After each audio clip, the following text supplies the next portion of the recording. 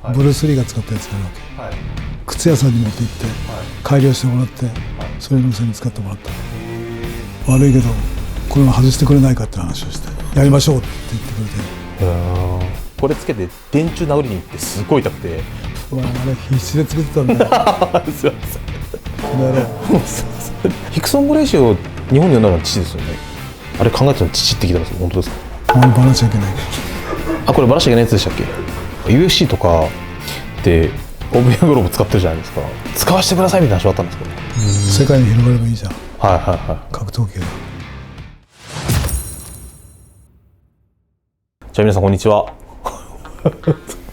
皆さんこんにちは。一昨日女房に殴られてこう傷がついてるんですね僕は何も言いません。僕ははい、佐山生徒と申します。よろしくお願いします。佐山悟です。よろしくお願いします。今日はですね、キプルスさんというですね、革細工を使っている製品を作っている会社のスタジオを、お借りして、撮影しているので、今日は革つながりというところでオープンフィンガーグローブの歴史について触れていこうかなと思っております。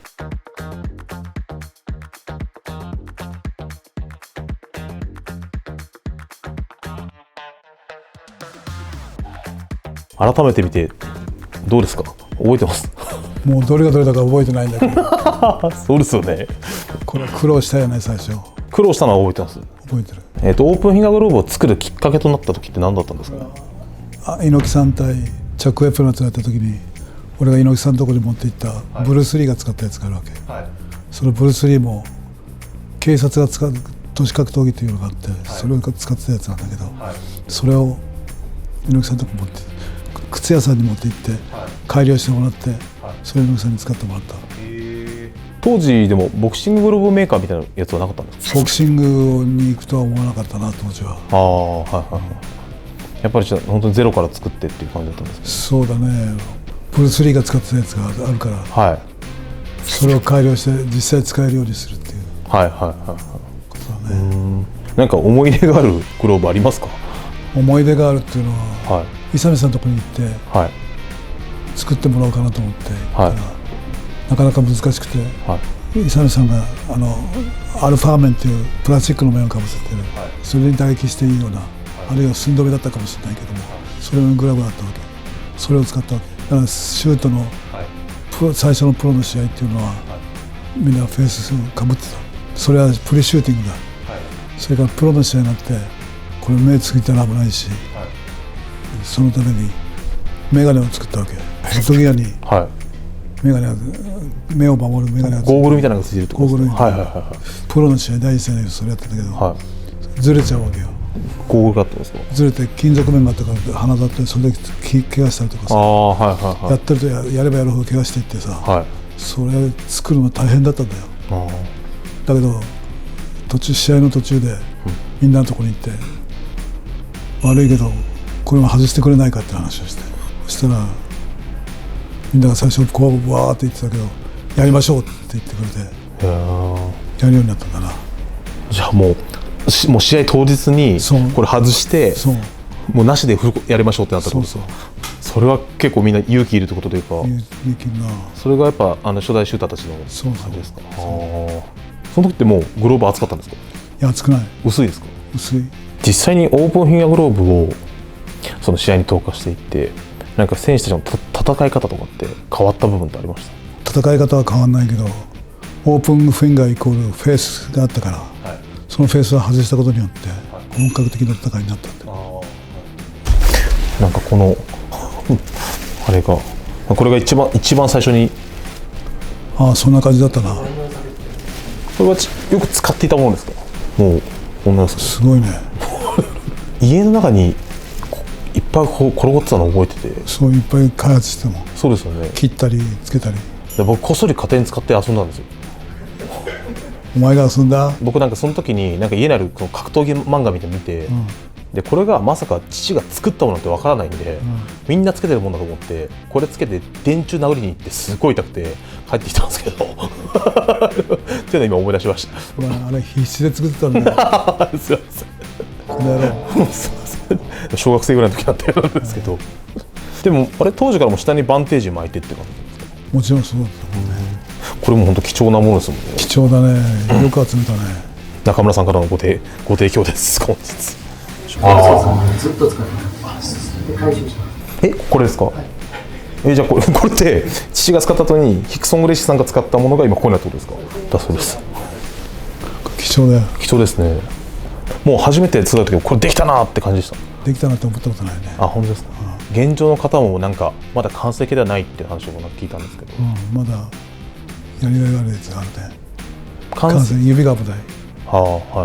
まだナックル外すと危ないし、こっちも危ないし、しかも掴めなきゃいけないし。そうですね。それで今試行錯誤してるよ。今もしてるってことですね。なんとなく完成形は頭の中に浮かんでるっていう感じですか？頭では浮かんでる。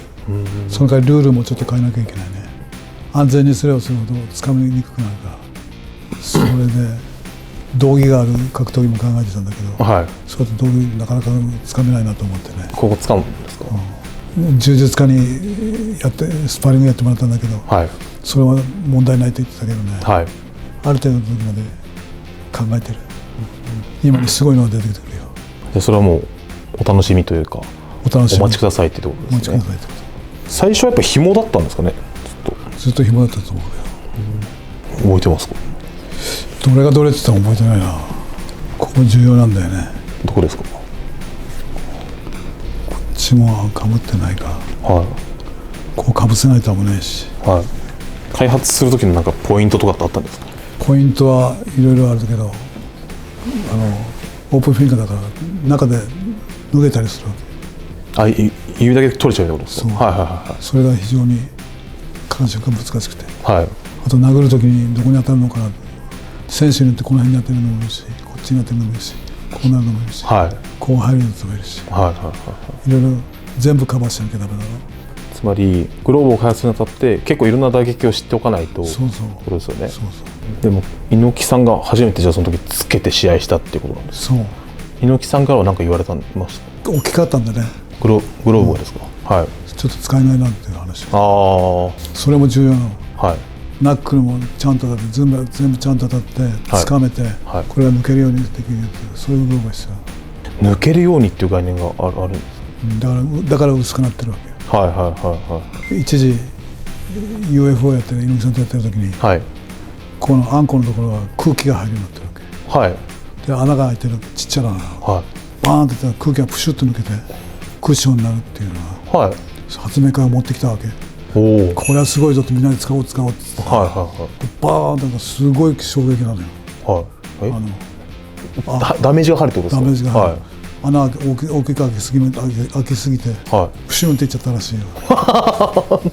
衝撃コースまで全部消えてしまって空気がなくなってしまったってことですか？この開発は難しいよ。でも歴史とともにみんな使ってるうちにだんだん良くなってくるだろうと。よくここまでなったと思うよ。一番最初作ったのはあれもう何年前でしたっけ？30年40年前。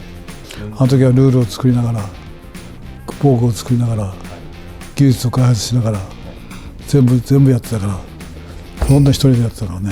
あとマスクも作りながら。ヘッドギアってことですね。ヘッドギア、フェイスギアっていうかね。最初なんかテコンドーのなんかこういうフルフェイスもあったって話みたいな。空手用のね。空手用か。使わなかった。アルファーメンっていうのはね。それがさっきのアルファーメン。アルファーメンもあれは空手用で寸止め空手用かもしれないけど、当てても心配ないって言われてたけど、当てたらかなり響くって。効いちゃうってことですね。でもヘッドギアってなんか例えば今のボクシングのアマチュアも外し始めたじゃないですか。ダメージなんだかんだ入ってしまうっていうのは倒れないけどだんだん蓄積されるよね。オープンフィンガーグローブと普通のグローブだったらどっちがダメージ入るものなんですか？やっぱりボクシンググローブが蓄積するんじゃないかな。選手寿命から見たら相当すごい長いじゃないですか。なんかそれも関係あるのかもしれないですよね。ボクシングがちょこちょこ当たっていくから、それはダメージが蓄積するよね。これは一発で特にそこが最近離れてるから、それが一発で決めてくれるってキックにしても、パンチドロンカーであまりいないんだけど、昔はボクサーはすごくパンチドロンカーが多かったね。本当ですか？今は早く止めるからね。キックボクサーから結構総合に転向していって、つまりグローブが大きいものからオープンフィンガーグローブが変わっていく中で、例えば KO 率が減ってしまうとか、って現象が結構起きたりするのを僕見ていて思うんですけど、やっぱりその倒し方って全く別物っていう。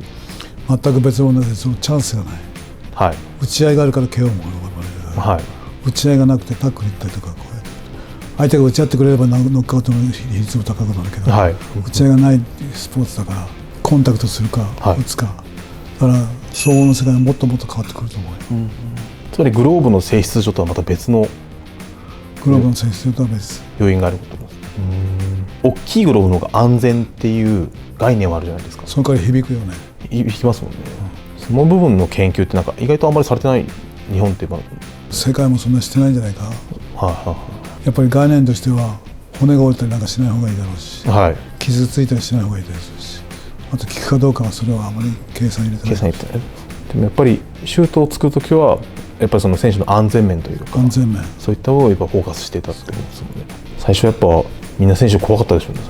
最初あの時大阪の石川なんか、はい、最初ちょっとビビってたけど最後やりましょうって言って、男気があったよね。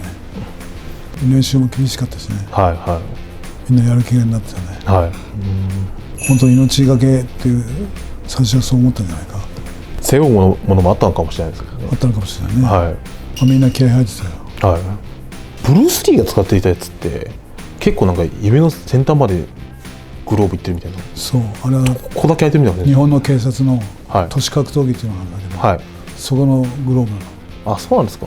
剣道の短いのを持って、はい、市内の短いのを持って戦ったりとか、はい、殴ったりとか投げたりとかする格闘技だ。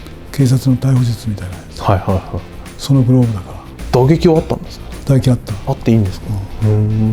その代わりといってはなんだろう、はい、フェースは剣道の面つけてたんじゃないかな。ああ、なるほど。一総合格闘技として実戦向きではなかったですか。実戦向きではなかったね、フェースをつけて逮捕術っていうのは寝技でこうやって組み込みましたりしなくて、勃拳を想定して竹刀を持ってこう打ち合って組み合って倒してっていう格闘技だから、ね、はい、グローブ自体はそうレスリングとか総合みたいなものは想定してないグローブだから、ああ、はいはいはい、全く別物ということなんですか。ちょっと別物だったね。別物ですか。ヒントはあったっていうことですかね。ヒントはあったよ。じゃあ本当に猪木さんに言われる前にもうきっかけはあったんですか。そのなんか作りたいとかこういう。猪木さんのところに持って行ったわけ。はい。こういうグローブがあるんでどうでしょうか。はいはい。それいいアイデアから使ってみようって話で。そしたら使い目って言われた。それはしょうがないな。悔しいと思いました。いや、それではそう思うよ。残念だったけどね。ああ、はいはい。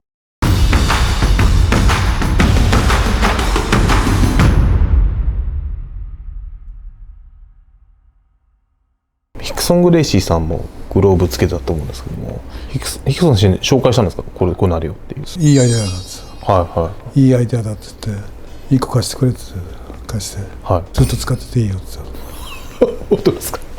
ね、喜んでましたすごく。多分喜んでたと思うね。ああ。ヒクソン・グレイシーを日本に呼んだのは父ですよね。ロサンゼルスの寄りながらこういう人がいますってからそれ呼んでくれって言って、はい、その時にはもうヒクソンってすごい選手がいるっていうのは情報が渡ってきたってことですか。渡ってない。渡ってなかったんですか。はい、バリトゥーズっていうのだけは知ってたから、はい、バリトゥーズのチャンピオンイワン・ゴメスっていうのがいたら、はい、友達だったからさ、だからバリトゥーズのことはよく知ってたわけ、はい、だからそのチャンピオンだって英雄だって言うから、はい、じゃあすぐ呼んでくれって話した。なんか一つでに聞いた話なんですけど、400戦無敗っていう言葉があるなんですけど、あれ考えたの父って聞いたんですけど本当ですか。バラしちゃいけない。あ、これバラしちゃいけないやつでしたっけ。切った方がいいですか。NG は切れます先生。僕分かんないんでそれ。一応言うよ。一応言うですか。はい。俺。すごいですよね。だってちっちゃい頃から、はい、柔術やってるだろ、はい、トーナメントで上がっていくだろ、はい、400戦ぐらいやってるだろ。父とスパーはしてます。してないですね。じゃあ実際日本で見てみてやっぱ強いなという印象でした。あ、強いよ。ただ5年でいや3年で追いつけると思ったけどね。あ、その技術的なところですか。何が強かったですか。相手に乗っかかること。はい。そういうの上になることってイヴァン・ゴメスとその、はい、十何年前に話したことと同じこと言ってたね。上に乗るのが大切なんだ。はいはいはいはい。イヴァン・ゴメスっていうのは食い締めは得意だけど、はい、パウンド、はい、このくらいかな写真持ってて、血だらけになってるところとかさ、リング上でそういう写真とか見せながら、見せてくれいろいろ教えてくれてたな。面白い歴史が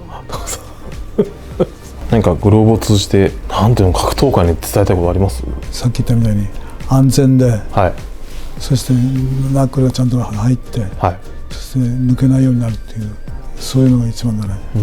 それを理想として、ルール上は変わるかもしれないけど、最高のグローブ作ってみたいね。グローブ業者募集しますか？ちなみになんか UFC とかってオブリアグローブ使ってるじゃないですか。使わせてくださいみたいな話あったんですか？ない。自然とってことですか？多分そう。バレツーズジャパンっていうのをやって、それが広まって、それで UFC を使い始めた。あ、そういうことなんですね。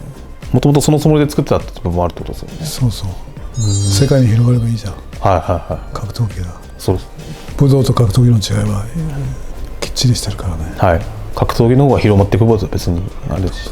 どうぞってます。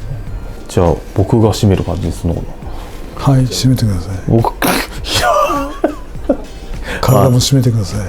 115キロです。何？115キロです。115キロだった。この野郎。一番上いくつですか？115点。並びました。並ぶな。そんなとこ並ぶな。すいません。ちょっと今日はオープンフィンガーグローブの歴史と、ちょっと格闘技の、歴史について触れさせていただきました。今日の会場貸していただいたキプルスさん、本当にありがとうございました。動画を見てる人たちがなんか質問したいって言ってて、なんでちょっとこれを機になんか質問あればっていうのを聞こうかなと思ってるので、答えられるのは答えます。答えられる範囲で質問等あれば答えますので、ぜひコメント欄とかでご質問もいただければと思いますので、とりあえず本日はご視聴ありがとうございました。ありがとうございました。